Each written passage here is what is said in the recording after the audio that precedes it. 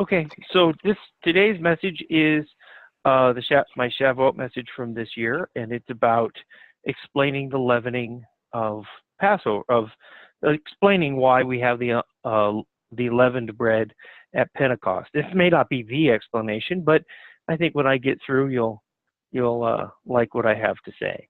So it starts with scripture reading. So we will go and start with Isaiah 65, 17 through 25, but I actually want to start at 16 because it is a little better. It says, blessed, because he who is blessed in the earth will be blessed by the God of truth, and he who swears in the earth will swear by the God of truth, because the former troubles are forgotten, and because they are hidden from my sight. For behold, I create new heavens and a new earth, and the former things will not be remembered or come to mind. But be glad and rejoice forever in what I create, for behold, I create Jerusalem for rejoicing and her people for gladness.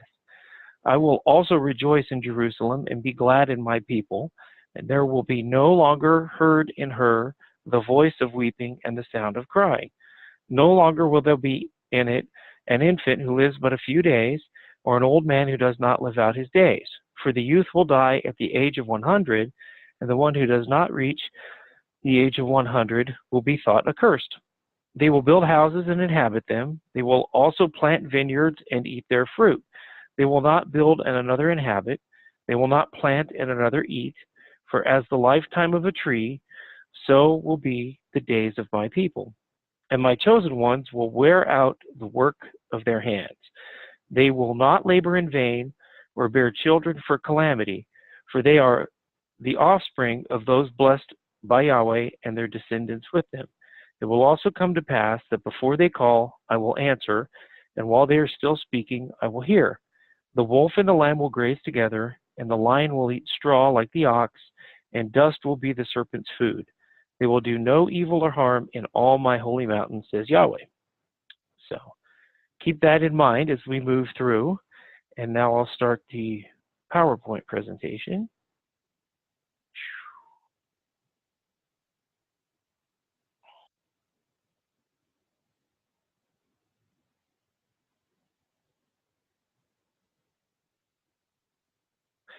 So the first scripture here is Revelation 14:12. Here's the patience of the saints. Here are they that keep the commandments of Yahweh and the faith of Yeshua. So this message is also about patience. It has a lot to do with patience. As we know, patience is a virtue, and one that our society is losing very, very rapidly if it's not already gone. So if you just think about in our own lives, you may think that, oh, look at how these other people are so impatient and how everybody's so rushy. And, earlier in the discussion, we were talking about how there was an accident and people were diving off the median or driving through the side of the road to try to get off the freeway. Some of it could be legit or some because they're impatient. But even in our own lives, you think about those endless seconds standing at the microwave oven, waiting for that leftover, meatloaf to come out. And while you're sitting there waiting for those 90 seconds to pass, that you're so tempted to go and surf Facebook and check things out because we're so impatient today. We're so accustomed to things happening so fast. And and it is odd, I think, that we do have the habit of checking our Facebook and stuff while we wait for food to cook in the microwave or the toaster oven. But oddly, nobody ever takes one of those food selfies of the leftovers. But Shavuot, though, is actually, Pentecost, is about patience. And it's about that gap of time between the death of the Lamb and his resurrection, the giving of the Torah, and of the Spirit. There's work that happens in these 50 days, and a lot of it is centered around patience. So, in Romans 9:20 through 24, Paul writes, on the contrary, who are you, O man, who answers back to God? The thing molded will not say to the molder, why did you make me like this? Will it? Or does not the potter have a right over the clay to make from the same vessel, from the same lump, one vessel for honorable use and another for common use? What if God, although willing to demonstrate his wrath and to make his power known, endured with much patience vessels of wrath prepared for destruction.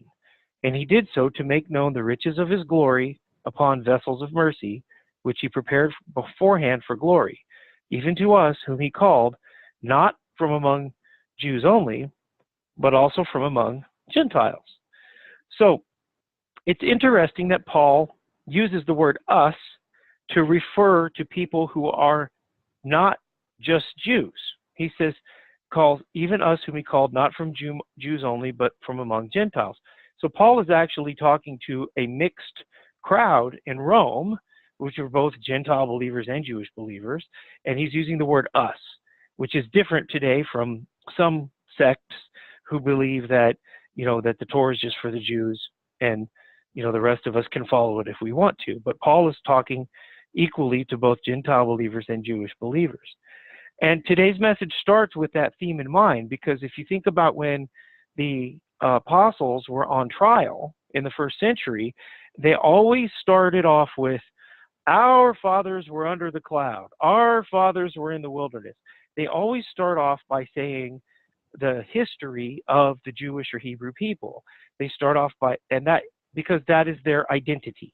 Their identity is the history of Yahweh working through his people. And because of all those deeds and those events, and the fact that line of people continue to exist throughout all of the calamities, is how they identify themselves when they start talking to the Sanhedrin or to the other people that are challenging them, because they want to make sure that they know that the way we all believe, called the way, is not a new religion. They're not departing from Torah. They're not breaking the law of Moses. They're continuing the faith of Abraham, Isaac, and Jacob, and they're just continuing it with Yeshua. And we can say today that our fathers were under the cloud because they are our adopted fathers. We've been adopted into Yahweh's family through the shed blood of his son, Yeshua. So let's think about this patience here. Let's think about the our fathers were under the cloud part. Because even before there was an Israel, Isaac, Jacob, and the boys were not, pillars of society. And the Hebrews came out of Egypt and were very disobedient right out of the gate. The Joshua generation is the most faithful generation we have on record, but they had a couple of faults and they didn't complete their mission. Then the whole thing descends into chaos, and then the people want a king against Yahweh's wishes, which is outright rebellion. The kingdom split, idolatry abounds, injustice abounds, and the result is a scattering and an exile. They return from exile and have some pretty good revival, which we're going to talk about in a bit, and this results in a restoration that leads to the Messiah, which was the point of it all anyway. But along that path, there were stumbles as well. So this is what Paul is talking about, vessels of destruction, is that all the opportunities that the people gave Yahweh to just basically say, we're done, I'm done, this whole thing's over. Right when they did the golden calf, he could have smote them all and been perfectly justified. When they did all their rebellion in Israel before the scattering, he could have smote them all and been justified. But he was very patient in order for the nation to bring forth the Messiah. He's very patient with us today as we're sinners, and we have to emulate this patience because he is letting things work out so that something much greater can happen. So now I'm going to quote the Apocrypha because it paints a picture that I want to talk about. This is from 1 Maccabees, and Apocrypha just means Bible books that aren't in the Bible. Some of the apocryphal books shouldn't be in the Bible, and this one I think probably should be, but a 66-book Bible does not have 1 Maccabees or 2 Maccabees. And I want to quote it today because of the picture it paints. So this is from the Brenton translation, which is an English translation of the Septuagint. So it says, "Then they did till their ground in peace, and the earth gave her increase, and the trees of the field their fruit. The ancient men sat all in the streets, communing together of good things, and the young men put on glorious and warlike apparel. He provided victuals for the cities and set them in all manner of munition, so that his honorable name was renowned until the end of the world. He made peace in the land, and Israel with great joy. Every man sat under his vine and his fig tree, and there was none to fray them. So this is Maccabees, 1 Maccabees 14, 8 through 12. And the he that they're referencing here is a guy named Simon Maccabeus, who was a leader of the revolt that drove the Greeks out of Jerusalem and out of Judea. So if we think about the piece, the pictures here, is that, and the setup is because this is an illustration of peace. This is an illustration of a peaceful nation where they have fruit trees, and the old men can sit outside in the open under the fruit tree, and they don't have a care in the world. And the kids are pretending to be warriors rather than being trained to be literal warriors. This is a very peaceful society, and it is brought about because of a faithfulness of a few good people, a remnant who kept the commandments, even though the Greeks were forcing them to do awful, awful things.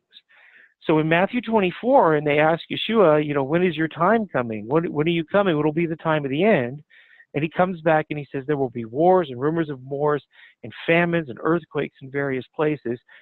When they heard that, many of them, if not all, would have heard him saying, this is what happened to the Maccabees. This is the Maccabean revolt.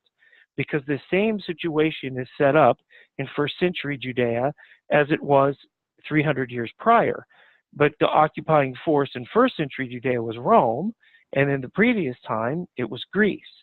And the Greeks made the Jews refuse their religion, and the women who wouldn't eat pork and they were pregnant, they did awful, awful things to them. That's why Yeshua says, pray that for the women's flight not to be in winter, and for them not to be with child, and the like. So these are direct references to what happened when the Greeks occupied Judea, and they had to flee to the Rocky Mountains, not the ones in Colorado. These were just mountains that were rocky that were around them, and had to hide themselves in order to launch this revolt. And they did. Very few men, after they profaned the altar by slaying a pig, I believe, one of the Maccabees' relatives picked up a spear, chucked it at the Greek guy, and then they all had to flee without any warning. If anybody went back and got their stuff, they would be killed. And they went out to the mountains, and they launched a revolt, and they started fighting back, and it took a very, very, very long time, and it went maybe 20, 30 years, but they finally pushed the Greeks out. They made the other nations not want to fight them. They made a compact with Rome, which wasn't a big deal back then. And the fruit of all of that faithfulness was that they got to sit under their trees. They got to plant their food. Nobody else ate their food. They got to enjoy the fruit of their labor, and the land was at rest. Everybody was just relaxed. And we know that from our own recent history that one of the biggest shames there are when invading forces go in to a land is to corral the occupants of the land and put them at gunpoint or sword point and completely oppress them, and then turn around and eat their food. That's like the biggest insult. And if you think about when the Hebrews crossed over the Jordan, there was enough food there to feed millions of people that were planted by a nation that fled. So this happens both for the good guys and the bad guys. But the Nazis were very much notorious for this, where they would invade another country and then take that country's manufacturing sector and make the same workers make bombs for them and make cars for them, make guns for them, using their own resources. It's very evil, and it's a sign of chaos. It's happened countless times in our history. So what's on the board here, though, is that is this incredibly peaceful time where the people are actually at peace, and it's because they were very faithful to Yahweh, they were very faithful to the commandments, and they actually fought against all odds to free themselves. So next comes the commandment for Pentecost, Shavuot, Leviticus 23. You shall also count for yourselves from the day after the Sabbath, from the day when you brought in the sheaf of the wave offering, there shall be 7 complete Sabbaths. You shall count 50 days to the day after the 7th Sabbath. Then you shall present a new grain offering to Yahweh. You shall bring in from your dwelling places 2 loaves of bread for a wave offering, made of 2/10 of an ephah. They shall be of fine flour, baked with leaven as first fruits to Yahweh. Along with the bread, you shall present 7 one-year-old male lambs without defect, and a bull of the herd and 2 rams. They are to be a burnt offering to Yahweh with their grain offering and their drink offerings, an offering by fire of a soothing aroma to Yahweh. You shall also offer 1 male goat for a sin offering and 2 male lambs, 1-year-old, for a sacrifice of peace offerings. The priest shall wave them with the bread of the first fruits for a wave offering with 2 lambs before Yahweh. They are to be holy to Yahweh for the priest. On this same day you shall make a proclamation as well. You are to have a holy convocation. You shall do no laborious work. It is to be a perpetual statute in all your dwelling places throughout your generations. When you reap the harvest of the land, moreover, you shall not reap to the very corners of your field, nor gather the gleaning of your harvest. You are to leave them for the needy and the alien. I am Yahweh, your Elohim. So what does this scripture represent? If you close your eyes and you imagine the nation, imagine Jerusalem or wherever the tabernacle is, and imagine what's going on in this land when this scripture can be obeyed. What's the state of Israel when they can actually do what's on the board? Because we are always straining at gnats to try to glean some new information out of one word or one verse or one vowel. But if we just stop and come up to the helicopter view and think about, flying a drone over the over Jerusalem when they're on the 50 days between Passover and Shavuot, or the wave sheaf and Shavuot, think about what's going on there. It's complete peace. It's a land where peace dwells. Birds are singing, water is flowing, nobody's invading, people are living at peace. As we recall, we ate unleavened bread at Passover, at our Passover observances, which were memorials to the chaos of leaving Egypt and also the chaos of Yeshua's sacrifice. In the former, Yahweh delivered his people from literal Egypt and bondage through tumult. He brought the plagues on Egypt and had the mixed multitude chased out of that land. But then he parted the Red Sea and brought the people safely to the other side. But then he did something interesting. He unparted the Red Sea and destroyed the Egyptian army. Now, tradition with a certain amount of scripture shows that the mixed multitude received the Torah on Shavuot, and this makes a lot of sense on many levels. But the level I'm focusing on today is the peace and safety they enjoyed while they were at the base of that mountain. Again, let's fly up over the scene and look down. Roughly 50 days from when the Hebrews left Egypt, they're at the base of that mountain, and there is one group of people that they never have to worry about again. That's the Egyptians. These guys have been oppressed, whipped, beaten, enslaved, had their work just heaped upon them, and now they got chased out across a natural formation, about a big body of water, which slammed shut. They can't go back, but they also do not have to worry about those Egyptians ever. And that's wonderful news, because Yahweh brought the people to where there were no enemies to threaten them, so they could receive the Torah in peace. Because The Hebrews know the Egyptians are destroyed. Yahweh knows the Egyptians are destroyed. The Egyptians know the Egyptians are destroyed. But the other nations, they don't know this yet. So they're not interested in coming and doing an invasion. And they would have no reason to approach Egypt from this way anyway, because they had to cross the Red Sea. So they sit at the base of the mountain. And while Yahweh's talking, they're not looking around. They're not worried for their physical safety at all. Their security is completely ensured.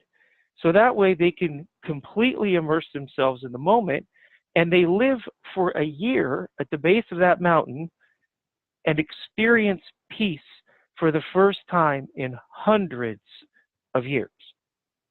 For hundreds of years, these guys have lived in bondage. They've been whipped. They've been beaten. They've had to build things. They've had to do all kinds of awful things. And now they're able to just relax. Unleavened bread is the bread of affliction. It's a bread of chaos, a bread of surprises. And we eat that and we get rid of the leavening per the command, and it reminds us of the chaos of the Exodus. But leavened bread is only possible in a peaceful land that has crops that people plant, harvest, process, allow to rise, and bake. Leavened bread is indicative of the peace. If you think about all the work that has to go into having either barley or wheat, whichever one you want to use, you have to plant, you have to cultivate, plant. Yahweh has to bring the water, then the stuff has to grow, then it has to become ripe, then you have to bring it in, then you have to process it, grind it to make the finest flour. Then you have to, I wonder why I did that. Then you have to, as the fine flour raises up to leavened bread, then they bake it, then they bring it to the priest with all these other agricultural offerings. This Torah was not written for a nation to be at war. It was written for a peaceful nation to be at peace with its neighbors and to not have crime. Because you also cannot do these things if you're worried about unseemly people stealing your food out of your fields. So the whole Torah is designed for a nation to be at peace, and I submit that Pentecost is part of this peace. Because you can't have the leavened bread and you can't have these offerings if you're worried about marauders, if you're worried about Philistines or Canaanites or Edomites or Egyptians. It doesn't work because you're always eating unleavened bread. You're eating, MREs and whatnot. So how does this fit with the events of the first century and Yeshua's death, resurrection, and ascension? Well, pretty nicely. Yeshua was slain on Passover as the Passover lamb. And we all know this. He was resurrected by Yahweh 3 days and 3 nights later on the day that the first fruits are offered. This is not an accident, and Paul even calls Yeshua the first fruits of the dead. Yeshua's resurrection corresponds with the timing that the Hebrews would have been fleeing Egypt. The time period from his resurrection to his ascension is that time period where they were fleeing and crossing over the Red Sea. It's chaotic, but they just received their riches and freedom. This is the same thing that's happening with the apostles. They are dismayed. They lost their Messiah. They lost the Messiah. Then he's back. That's better than any riches. That's better than anything. He's back, and he's with them for 40 days. He explains all of these things to them in detail, and he's healing, and everything is just happy as can be. It's chaotic, but they're ecstatic. And they're a little confused because they don't really know what's coming next. That's the same thing as the Hebrews, because they got chased out. They had miracle upon miracle.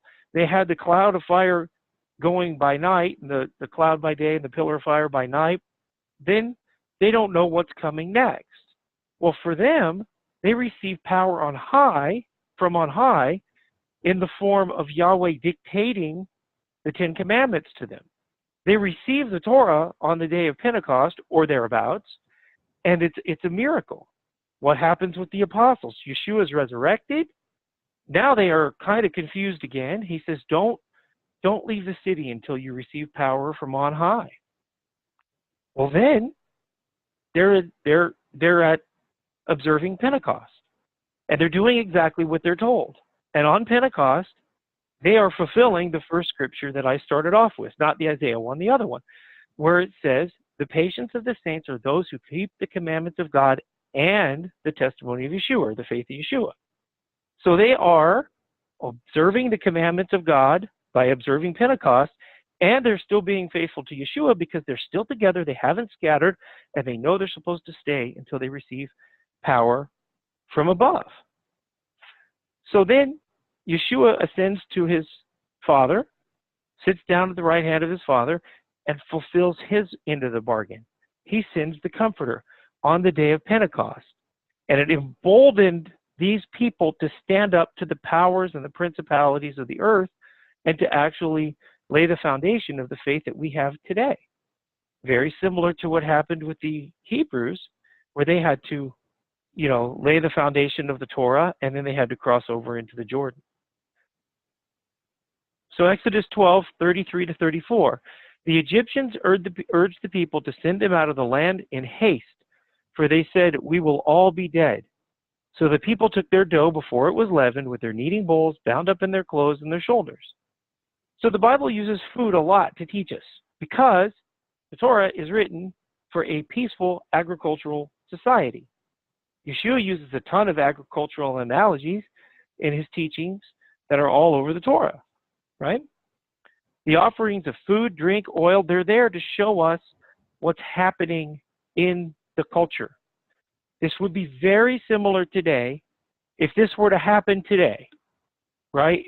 Perhaps it would say that the price of gas tripled because there was a hurricane off the coast of the Gulf Coast. And we would know that meant, because of our culture, a hurricane off the Gulf Coast and gas tripling, we would know that means because the hurricane's about to destroy a refinery or something to that effect. Or because the price of gas or price of energy was going up because two Middle Eastern countries were at war. We would know that that's a problem, that the price of fuel is going to go up, which means the price of cars is going to come down. And if it's extended, the price of food will go up because of transportation costs. And from that one sentence on the news of the price of gas going up because of a catastrophe or because of a war, all of us on here know how to extrapolate that.